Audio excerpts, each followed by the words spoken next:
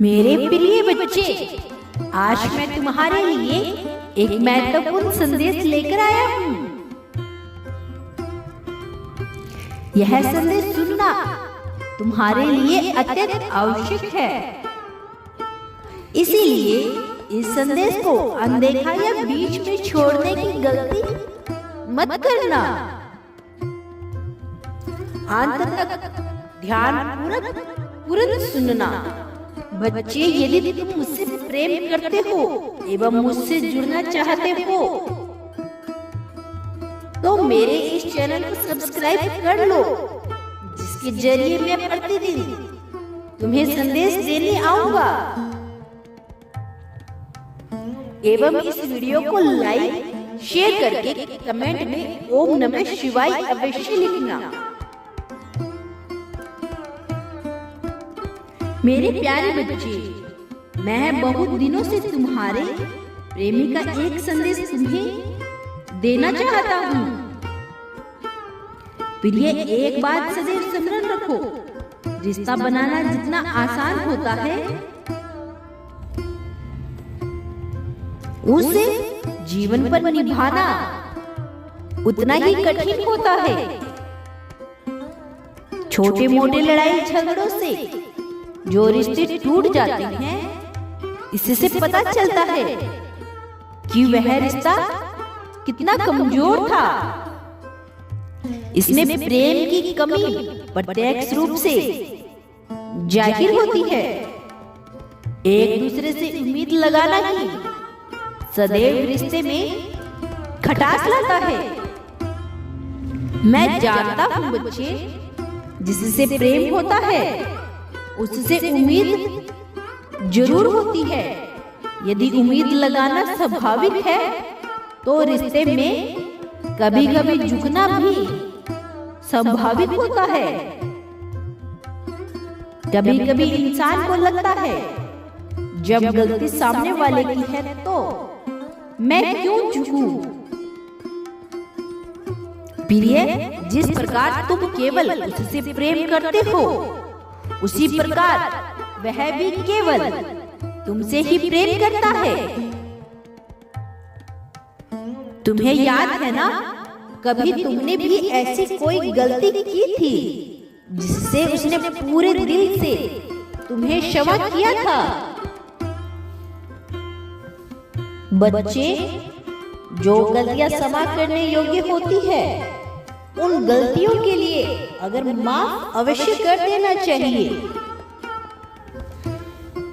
क्योंकि मैं जानता हूँ कि जब जब तुम उससे दूर होते हो तो तुम्हें कुछ भी अच्छा नहीं लगता। उसके अलावा तुम्हें एहसास होता है कि तुम उसके बिना अधूरे हो। इसीलिए तुम्हारा किसी कार्य में मन नहीं लगता, क्योंकि तुम दोनों के हृदय में एक दूसरे के लिए बेहद प्रेम है। गुस्से में तुम दोनों एक दूसरे से अलग होने के लिए अवश्य बोल देते हो, पर एक दूसरे से दूर नहीं रह पाते। एक दूसरे से दूर रहने के विचार मन में अवश्य उत्पन्न होते हैं, लेकिन यह संभव नहीं हो पाता। क्रोध को त्याग कर उससे बात करो। अपने प्रेम को किसी और के पास मत जाने दो, उसे किसी और का मत होने दो। अपने रिश्ते को नष्ट मत होने दो। उसने जो भी बोला है तुम्हें क्रोधवश बोला है, इन सब चीजों के लिए उसे माफ कर दो। केवल उसकी गलतियां मत याद रखो, उसकी इच्छाओं भी याद रखो। वह कभी कभी अपनी परिस्थितियों के कारण परेशान हो जाता है, इसीलिए वह कभी कभी तुम्हारे साथ बुरा व्यवहार कर देता है, तो तुम्हें भी उसे कुछ समझाने की आवश्यकता है।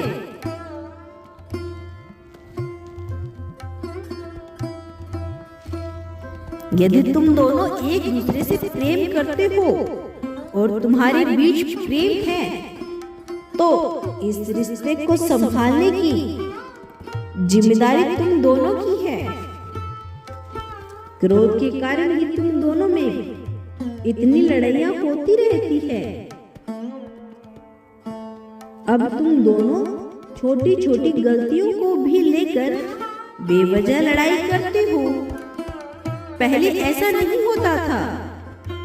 पहले तुम दोनों में कितना भी झगड़ा हो जाता था, लेकिन तुम दोनों के बाद में सुलह हो जाता था। किंतु अब तुम दोनों एक दूसरे का चेहरा नहीं देखना चाहते। इस कदर छोटी सी गलतियों पर रूठ जाते हो,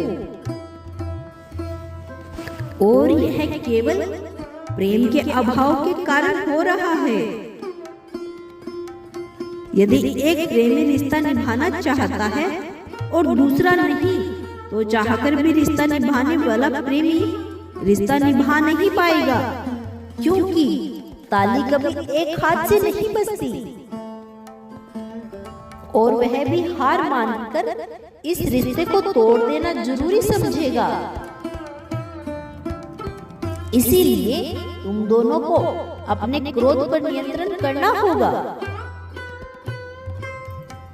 और एक दूसरे पर तुरंत रूप से विश्वास करना होगा, तभी यह रिश्ता सुंदर बन पाएगा।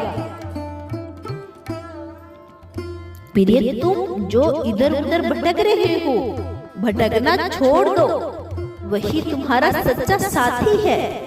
उसी के साथ खुश रहना सीखो, क्योंकि जो सच्चे प्यार को ठुकरा कर कहीं और प्रेम ढूंढने जाते हैं, उन्हें दर्द के सिवा, आंसू के सिवा कुछ प्राप्त नहीं होता। प्यारे बच्चे, कुछ पल के लिए उसे खुशी अवश्य मिल सकता है किसी और के साथ, किंतु सुकून उसे अपने सच्चे प्रेम के पास ही मिलेगा। बहुत भाग्यशाली लोगों को सच्चा प्रेम प्राप्त होता है। जो सच्चे प्रेम को ठुकराते हैं, उन्हें जीवन में दोबारा सच्चा प्रेम कभी प्राप्त नहीं होता। वे तरस जाते हैं उन चीजों के लिए जिन्हें उनकी कदर नहीं होती। मैं कल फिर आऊंगा, ये प्रतीक्षा करना। यदि तुम कल भी मेरा संदेश सुनना चाहते हो तो अभी यश टाइप करो। जाओ, अपने प्रेम से माफी मांगो और अपनी गलतियों को स्वीकार करते हुए उसे पुण्य वही प्रेम दो जो वह तुमसे प्राप्त करना चाहता है। तुम्हारा कल्याण हो, सदैव खुश रहो। ओम नमः शिवाय।